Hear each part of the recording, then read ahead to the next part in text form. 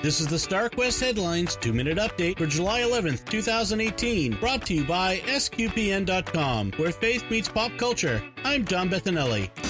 It's hard to believe it's been 10 years, but 10 years ago, Apple debuted its App Store for its then still new iPhone, and once again changed everything. Many people don't remember that when it launched, the iPhone's only apps were those supplied by Apple, and all other functionality was provided by web apps. Then a year later came the App Store, and apps are everywhere, and such a part of the vernacular that your grandmother talks about them. It's hard to overstate just how much the App Store changed how people use software, and how much it propelled smartphones. Would Uber and Twitter be what they are today without it, for example? Of course, not all has always been rosy, but overall I think we're better off with all these apps.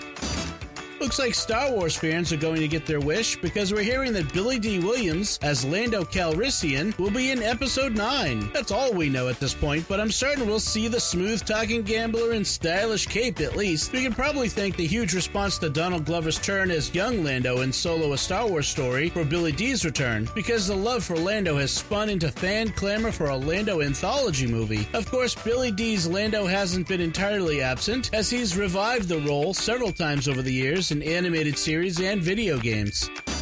A new archaeological find in Rome may give us the most accurate glimpse yet of the true faces of St. Peter and St. Paul and a couple other apostles. About 9 years ago, the excavation of the catacombs of St. Thecla near the Basilica of St. Paul outside the walls revealed a set of icons alongside the remains of a man later identified as St. Paul himself. The icons at the time were covered in a thick layer of lime, but years of careful restoration, including work using a laser, have revealed the portraits of Saints Paul, Peter, Andrew, and John. And if that's the tomb of St. Paul, then those icons were painted at a time when the artist would have known what they looked like. Most impressively, they also reveal how little our depictions of the apostles have changed over the centuries.